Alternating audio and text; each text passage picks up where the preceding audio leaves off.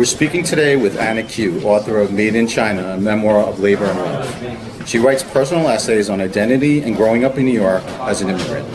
Her work has appeared in Poets and Writers, LitHub, Three Penny Review, Lumina, Cartica, Quelly Volume 1, Brooklyn, and Jezebel, among others. She holds an MFA in Creative Nonfiction from Sarah Lawrence College. Hey, good afternoon, Anna. Welcome to Kinokuniya Bookstore. Thank you so much for having me. What a pleasure it is to be here in person. Okay, so firstly, I loved your memoir. It was honest, it was moving, and I think it was sympathetic in many ways. Thank you. I just had a few questions for you. Yeah. Okay, so firstly, what inspired you to write it?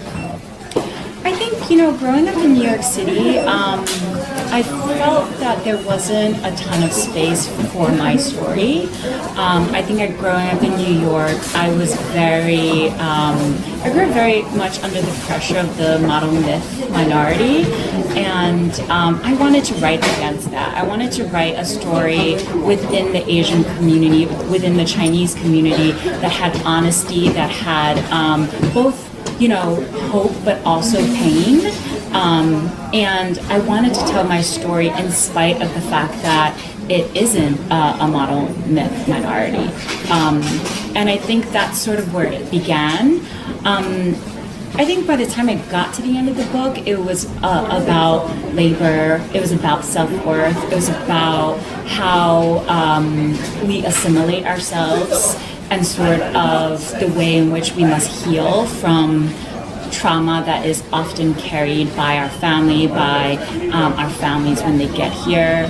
I think one of the myths that we often don't even think about is that you think immigrants come to this country with a blank slate, and when in actuality that is actually very far from the truth. Usually, there's a reason people are coming to this country, and they're trying to get away from something, right? They're trying to have better lives, so they're coming with trauma, and that's often handed down to younger generations. And I wanted a moment to speak about some of that truthfully without feeling like I had to hide this great truth about who we are as a community. And also, I think growing up Chinese, I was very much taught that you can't air dirty laundry. And I also wanted to push against that because I don't think we can fully assimilate or understand what it is to be an immigrant without fully exposing some of the harsher realities of it. So, I also took an opportunity to really talk about undocumented workers, my extended family. I grew up very much within the context of a sweatshop, and I grew up with my parents working in a sweatshop, me working in a sweatshop, my extended family working in a sweatshop, and I wanted to shine a light on that a little bit and give voice to that. And I think even when we're thinking about literature and who gets to tell their story, class is a big thing. And so I recognize that most people with my history do not have the opportunity to tell the kind of story I can tell. And so I find that's a huge privilege, and that a huge opportunity as well to sort of talk about the underbelly of living in New York and what that life is like. Was there anyone in particular that inspired you to put it on paper? One of the earliest influences I had in terms of reading was I read The Good Earth by Pearl S. Buck, and I was very confused to why a white woman has such great insight into Chinese life, and why there weren't other people like me writing those books. So I was an avid reader. It was I had so many issues at home that reading was an escape for me. These worlds sort of bolstered my life, and I wanted to be able to return that in some way. So, of course, writing this book is also about writing to a younger version of myself and being like, it's okay to have the kind of life that you have. You can still, there's still hope at the end of that, there's still recovery and there's still a way out of a traumatic childhood. So you recall the events in the book in very vivid detail. I was wondering if did you keep a journal or do you just have a very good memory for those? A lot of the events were traumatic. Yes. The events were very traumatic. I've kept a journal since I was probably 15, 16, but most of that came from remembering, actually. And something I learned about memory in the process of writing this memoir is that you can begin to remember much more just through active memory, which is a very interesting process. And memory is valuable to begin with, and my concentration was creative nonfiction, so it is very much narrative, and it's told in a way that can suck you right in, right? And that's the whole point of it. And for me, I really wanted people's emotions to be attached to the book, and to feel empathy on a very physical level, and so I wrote the book in that kind of a way. Yeah, and it was, to me, it really touched it was very touching. And also, it had a strong narrative sense. Yeah. And I think that really drew me in. Because as a filmmaker, I'm kind of drawn to that. So my next question is, so you were born in China and raised by your grandparents until you were 7, right? What was the most difficult transition you had coming into the U.S.? I think coming to the U.S. was actually quite traumatic for me, and I think my parents didn't really recognize or appreciate or make space for it. I was sort of, first of all, my mother left me in China when I was about a year and a half. She came back to get me when I was 7, but at that point, I didn't recognize her.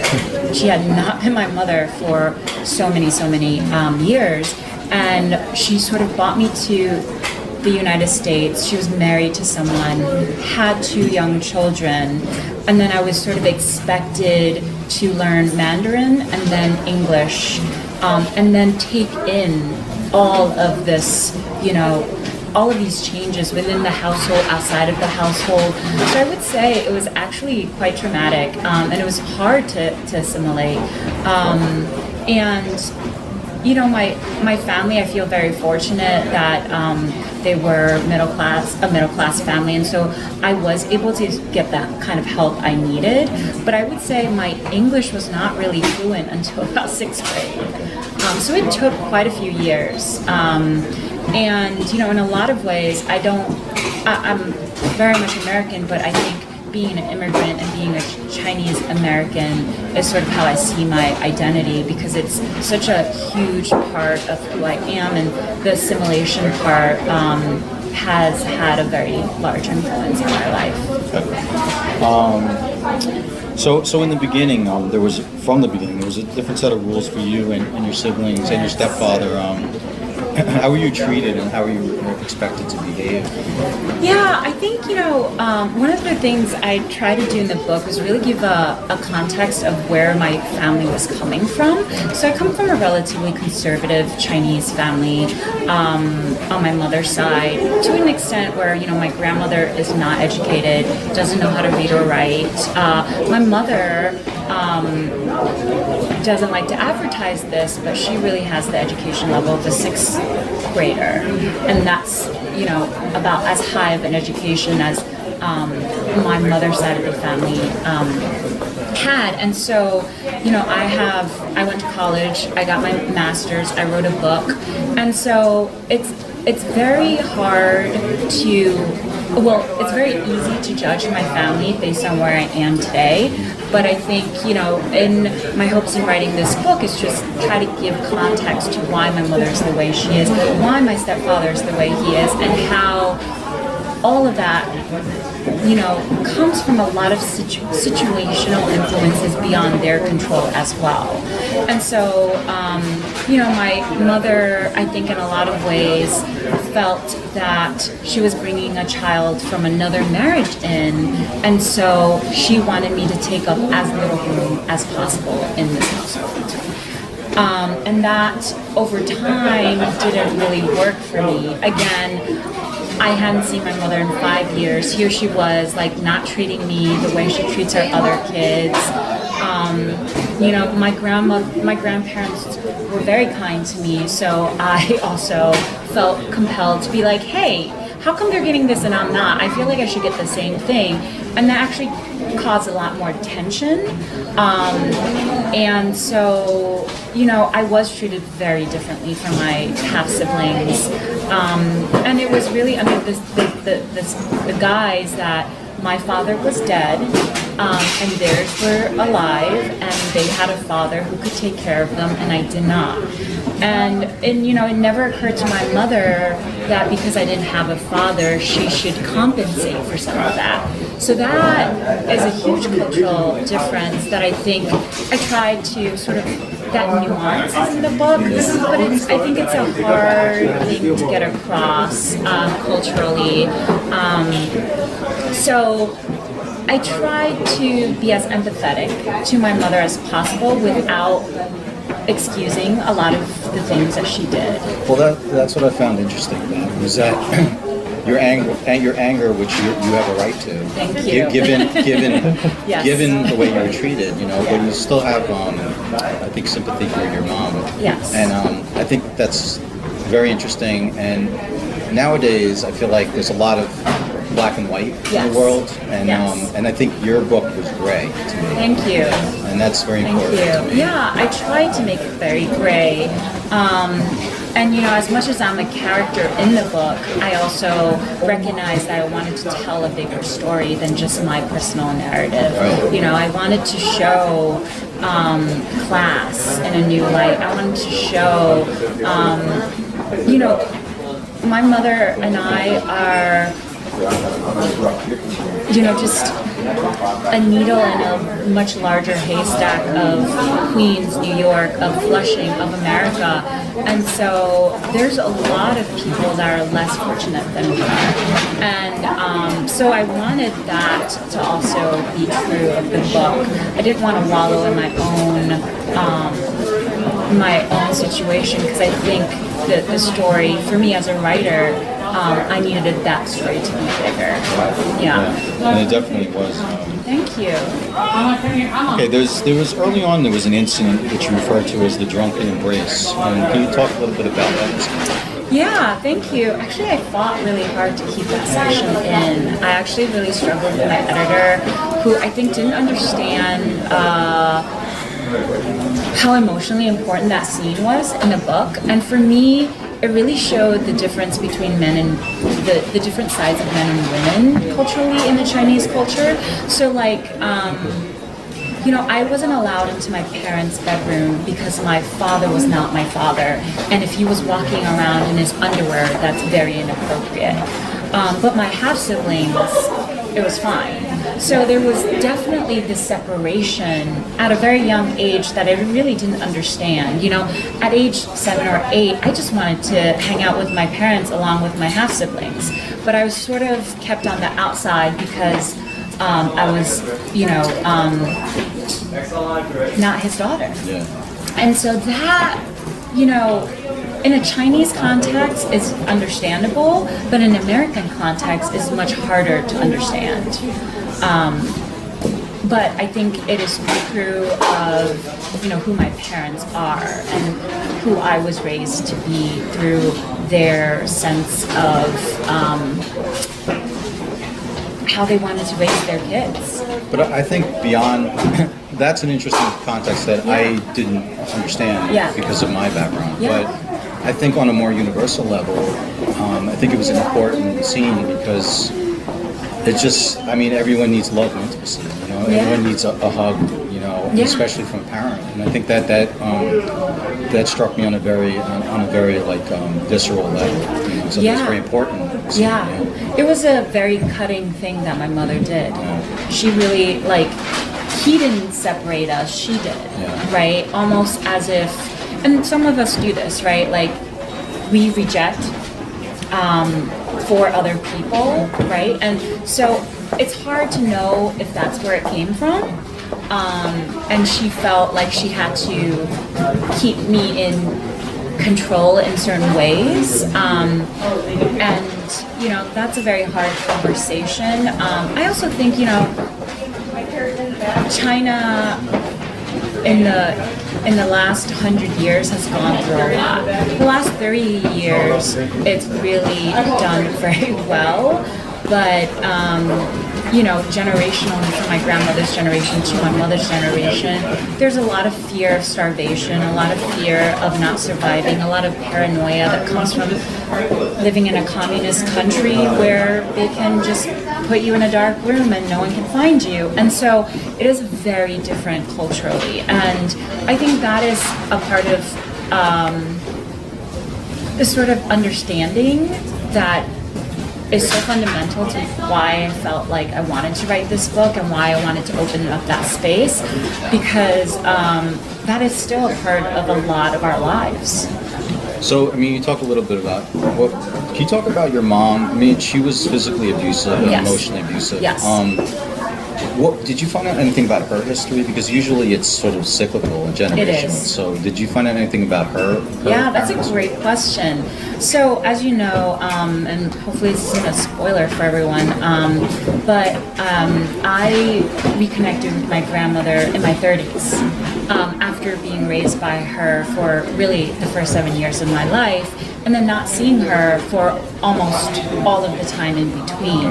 So my grandfather passed away, and eventually my grandmother made it to the United States, because that's really where all of my extended family is now. So she's now in Queens, in Jackson Heights, and I do get to see her, and I've got to experience her as an adult in my 30s, and that has really given me quite a bit of insight into my mother. And I think it's made her more sympathetic in some ways, because I see the way my grandmother is, and that tells me so much about why my mother is the way she is. And there's, a lot of cyclic, but also a lot of resistance, right? And so I see both the ways in which she is like my grandmother, and certain ways she's actively tried to be different from my grandmother. And the same is true for me, right? So I'm still my mother's daughter, but I have a lot of resistance against who she is and sort of how she treats people. But, I can't,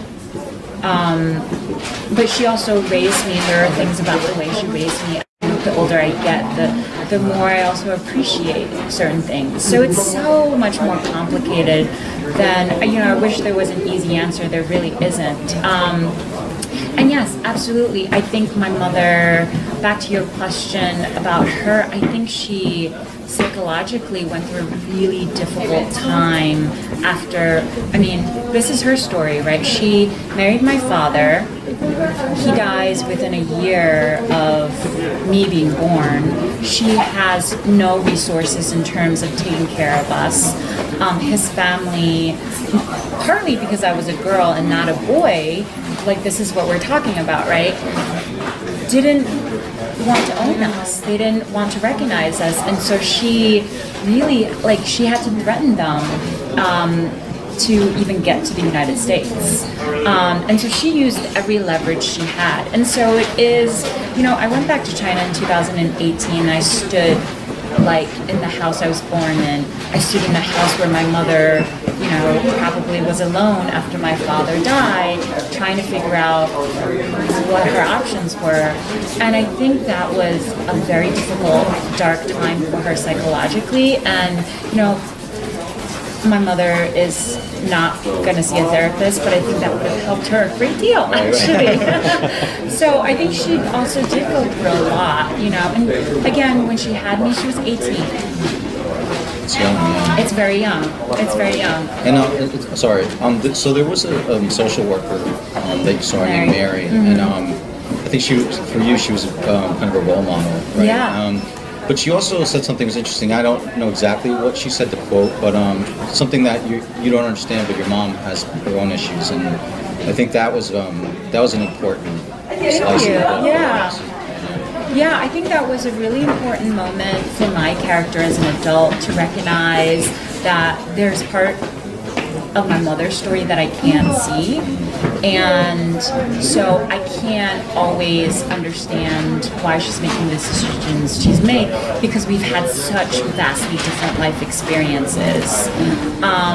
And so, I felt very much like she didn't need to be as cruel to me as she did, but I know that there are things in which she's had to make some very difficult decisions. And, I think with children, they're extensions of us, right? So her cruelty to me is really cruelty to herself also. And that's something I try to recognize. When we're cruel to ourselves, it's usually because we're not in a good place ourselves, right? Like we're not feeling good about any of that. So I did try to keep that in mind without, again, excusing her for the things that she did. Because like I said, I just don't think that she herself was raised to be able to give more than she was able to give. And I think she grew up in a generation of paranoia and fear, and she very much reacts to things that way.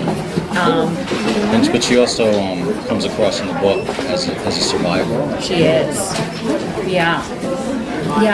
And I think, this isn't so much said in the book, but for my mother, I think she and I still have this relationship of like, who has had it worse? And I'm just kind of like, I had it bad because of you. And I don't, it's a really interesting, it's in a very intimate relationship. And, when you are only 18 years younger than your mother, that relationship feels, she doesn't, in a lot of ways, she feels like an older sibling, more so than a mother. I really spent 10 years of my life with her between 7 and 17. I'm 38 now. I've spent a lot more time outside of her home than I have inside her home. And that's something that I also recognize in the sense that, I've had so much more privilege than she has, and I'm more mature than she is in a lot of ways because of that. Your biological father died when you were very young. Yeah. There's some contradictory stuff going on in the book about what actually happened to him. I mean, was record keeping not that good in China at that point, or did you eventually find out what happened to him? Yeah, so it's been impossible, and that's been very difficult for me. So I have no memories of my father. I've never been to his grave, and I didn't know how he died. And that's true to this day still. When I went back to China for the first time in 2018, so it was after 26 years of being in the United States, I asked around, and I was shocked to find that it was, as confusing there as it was trying to get an answer on this side of the world. And from what I understand, his death certificate says he died in a car crash, but he also died of a brain-related illness or accident. So from what I understand, he was trying to find some extra work at night, and there was not a lot of street lamps, and he got hit by a car. He broke his collarbone, and he went to the hospital, and he fixed his collarbone, never checked his head, and he had an aneurysm 2 months later where he couldn't pick up a pair of chopsticks. His speech started slurring and not making sense, and then by the time they got to the hospital, I think it was too late. Yeah. And so where there did was you a get lot that information from, though? So my mother, who told me it was like brain related, but then his death certificate I've had a copy of. And so just what I was hearing versus the document was very different. So the document said a car accident, and my mother said brain related illness, which felt very different. Right. And she never really wanted to talk about it. And I didn't, like I said, I didn't even grow up with a photo of him. And so it was really difficult to sort of get that information from my family. And that's very much true of a lot of things. She was very close-lipped about a lot a lot of things. And that leads me to my next question. There seems to be this whole part of your life that's kind of hidden behind a door, and it seemed like that maybe your mom was one of the people that held that key, but she wouldn't give it to you. Right. Can you talk a little bit about that? And then, your grandmother, she did reappear in your life, and some of that was resolved, right? Yeah. Yeah. It's hard. I think one of the hardest things for me, beyond the verbal abuse and even the physical abuse, is the way in which she segregated me from my extended family, from a community, from my aunts and uncles. So that I still have a really hard time with. I don't really know why she did that. I think when I was really young, I would tell everyone that she wasn't treating me well, which then caused a lot of drama for her. And her response to that was to stop allowing me to have the communication. So she no longer took me to my aunts and uncles. She stopped bringing me places. She stopped, letting me communicate with anyone that could speak for me. And that, I think, was one of the worst things she did to me. And that was really, really hard growing up. Not having a mother who had empathy, but also having her take other people away from me that I could lean on. So that was really, really difficult. It's difficult. So I just want to go back. Do you want to cut or? Oh, okay. I just wanted to. Oh, go ahead. Are you rolling? I'm still rolling, yeah. I just wanted to go back a little bit and talk about the factory because at what age did you start working? Could you give me the context of your factory work? Yeah, so the reason I was sent to work in the factory was because my mother felt I was misbehaving. I was not obedient enough. I was not filial piety, like there's not enough filial piety. And so she had sent me to China to live with strangers because the physical abuse had gotten to a level where I shoved her. And that shoving, she sent me away after that shoving. But unfortunately, the school system in China is very complicated, and I have been in the United States in the American school system for 7 years. I didn't know Chinese. I couldn't really keep up in a boarding school in China, and so I was sent back. And she decided that I needed to learn the value of $1, and that I needed to see how lucky I was, and so she sent me to work in her factory. And I worked in the factory until I went to my guidance counselor, and we talked for weeks and weeks and weeks. And eventually, and I, kept saying things like, I don't care if I'm working in the factory, I just want them to be nicer to me. And she was basically like, there's no way we can make your family nicer to you. And the only thing we can do for you is this, which is we can call child services because you're working so many hours that and so that felt like the only thing I could do. And it was a very tough decision.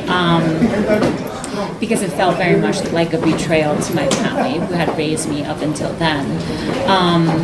But to the reader, it was very empowering. Thank you. And on your behalf, Thank you. it was a very empowering moment. And basically, it was a pushback, and it felt very good for the reader. Thank you. that you were taking the matter into your own hands. Yeah, and the second half of the book sort of deals with. I wrote to Child Services so many years later, and I found out that actually they didn't deem my situation bad enough to intervene or to consider it seriously. And that was shocking to me years later, because I really thought growing up that calling Child Services had saved me. I had put my life on a different path altogether. And, I again, there's no such thing as black and white. And what I recognize and what I've had to sort of reckon with is that in spite of the fact that child services decided that there was nothing wrong with the way my family was treating me, I still got the help I needed. And it was calling child services that changed a lot of the trajectory of my life. I don't necessarily know if I could have gone to college, considering my family didn't want to help me, if I didn't have those records with Mary, and if I wasn't able to claim myself independent then. So I also was able to see the ways in which it affected my life, and that was a really interesting experience. So I think you make a very interesting realization about the factory work and your mother, about your ability to eventually escape that, and in relation to the other factory workers, which I think universalizes this in a lot of ways. Can you talk a little bit about that? Yeah, as much as my mother punished me for me to sort of understand how easy I had it in comparison to every other immigrant in New York, and a lot of our extended family was in this bracket of undocumented workers, and they all worked in sweatshops. She wanted me to see the privilege I had in terms of my education system, in terms of the home that I was living in, and I did realize she was right, but not in the way that she wanted me to, right? So she wanted that experience to teach me to be a more obedient and filial daughter. And instead, what I saw was so much hardship, and recognizing the sort of courage and freedom that these people had, in spite of the fact that they had such difficult lives. It made me very empathetic to those people, and actually made me more empathetic to them than to my own family, because then I began to see my parents as the owners of the sweatshop, so they had control over some of these issues, and they were doing what everyone else that had power was doing, which is taking benefits from a lower class of people. So that contradiction was something that I felt maybe because of the way my family was treating me, I was able to see. I almost feel like if my family treated me like the other kids, I wouldn't be able to see this side. So it was really interesting in terms of me recognizing who my people were.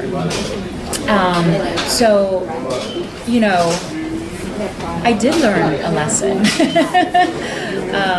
Maybe not in the way that my mother had hoped, but I think it gave me a real sense of how hard this can be and what people's lives are here. But also that the idea that you would escape your mom's grip, but that there are probably still people working in the factory to this day that have to be under your orders. Yes, absolutely. I recognize, and this is maybe where I am like my mother, we are survivalists. And so even living in her house, I knew that I had a future that I could channel myself because of the privileges I had. And I recognized that in the sweatshop, that privilege was not something that was equal, and it wasn't something, and so actually I had a difficult time with my editor talking about how to start this book, because I didn't want to give the impression that I was speaking for all workers in sweatshops, right? Because I was only working there temporarily, and I did feel like I was just visiting. And so I didn't want that to be so important to the story that I couldn't separate the fact that, I have this huge privilege that they don't have actually. No, and you did that very well. Thank you. Whenever I sort of drifted into your storytelling, which is great, you kind of remind the young reader every once in a while that you do have a certain privilege, even though you're in an abusive situation. You have a certain privilege that other people that work there didn't have. Yeah, and that it takes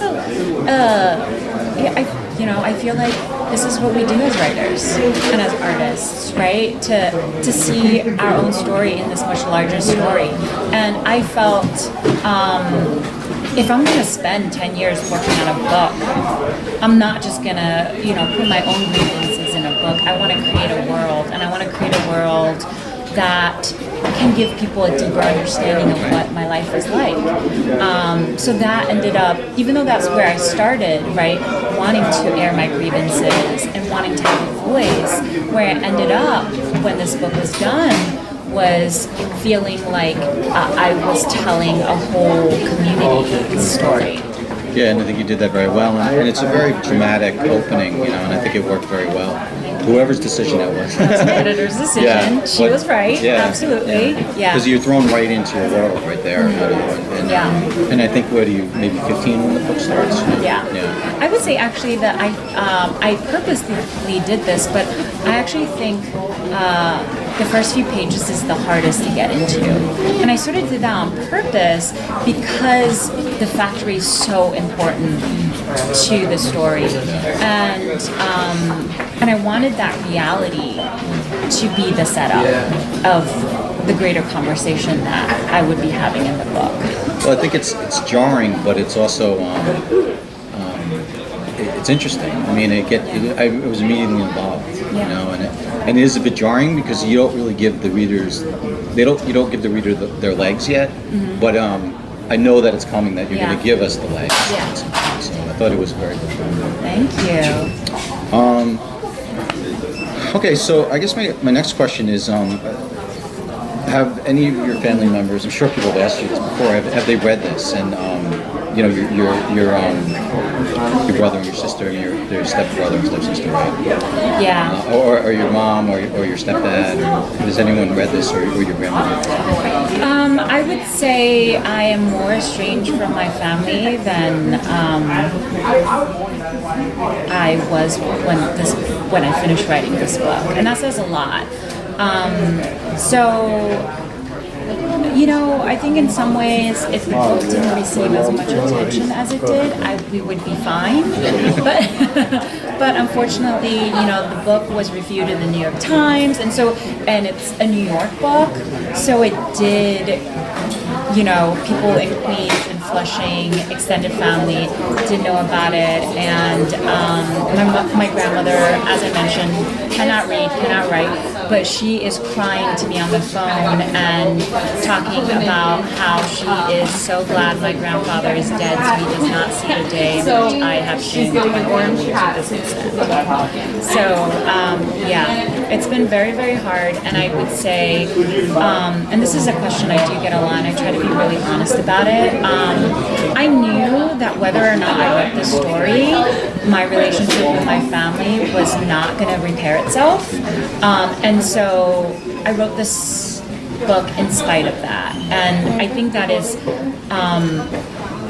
the older I get, the more I'm sort of recognizing how much privilege there is even in that, right? Because in some ways I can cut the cord cleanly, and that is not. It's so much more complicated for other families.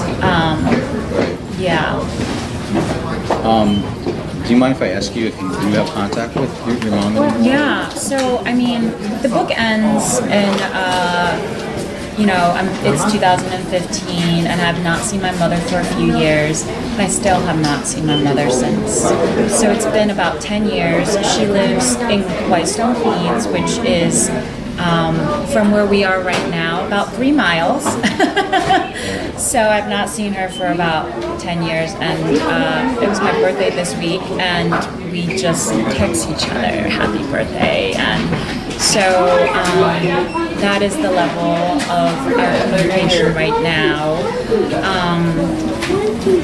Yeah, I've been my mother, as you've read in the book, has quite a temper, so it's been very difficult because she's very angry right now, and so I'm trying to give her some space. Maybe after my second book comes out, we can reconciliate. Do you think she's read it? I don't think she's read it, but I'm sure my sister has read it and probably translated every single sentence. Yes. That sort of has a menacing tone to it. Yes. Okay. Yes. Yeah. It's interesting that she would still have that much anger to it. Yes. Yeah. The women in my family are very angry, and that anger, I think, also channels a lot of the ambition in my family, actually. So, yeah. So I mean, I have a family that has some anger issues as well, and I find that, and I do too, but I find that I have to, if I want to have any relationship with certain family members, I have to be very mindful. Yes. Do you find that sort of difficult, that you have to be the mindful one around your family? Yes. It seems to come off in the book, and you do come off very mindful about that.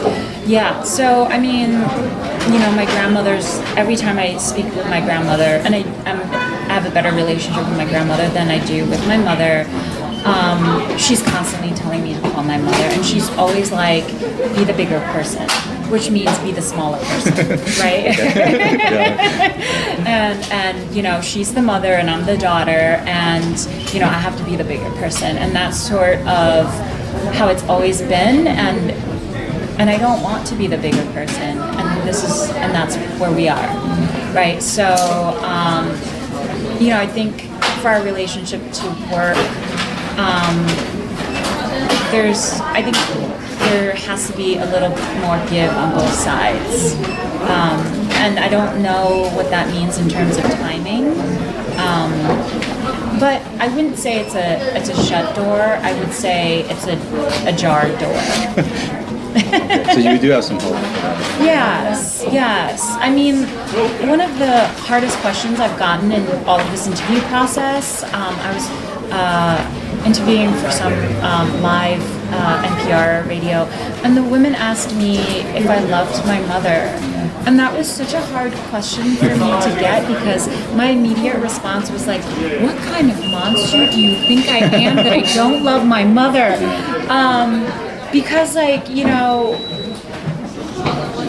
is so much love there, and I think that is, in a lot of ways, the heart of this book, love and labor, and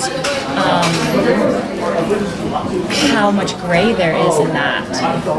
Well, and I also think that so many people can identify with that, because they do love family members, but they have a relationship, and like you said about, you just said gray, and there's a lot of gray. Because you could still, isn't necessarily one thing or the other. They could be both. Right. That's what I got from it. Yeah, and it took me a long time, but I found that the book needed moments of light, so it was really important for me to capture the few kernels of kindness my mother has shown me. Well, she did. So that was actually a question. She went to your MFA graduation. She right? did. Do you have any idea why she went, or do you remember? She went because I was the first person in my immediate family to not only graduate college, but to graduate from a master's level. And so she wanted to celebrate that. And so that was her kind of saying she was proud of me for what I had done, even though she really didn't help me at all with that. Yeah. So, and I think maybe that was why she was also proud of me, because in spite of the fact that she didn't help me at all, I chose education, and I chose writing, and I chose this love for books that she didn't really understand. So yeah, I think that was one of the moments of, respect that she was able to get across. It almost felt like sometimes you were on Survivor Island, Yeah. and who was going to be like the survivor. And I think that was a moment where she sort of, I think she kind of had a respect for you, Yeah. and that your toughness. Yeah, and that's how my entire life felt with her. It always felt like she had to pick herself or me, and it was very hard for her to pick me. Yeah. Thank you so much for reaching out, for having this book here. It means so much to me to have a New York store feature this, and one with so much diversity. So thank you. Yeah, thank you for coming. And so just a little bit about your book. So Made in China is published by Catapult and is available now. Look for the link in the description box below to get your own copy. Signed copies will be available, but only while supplies last.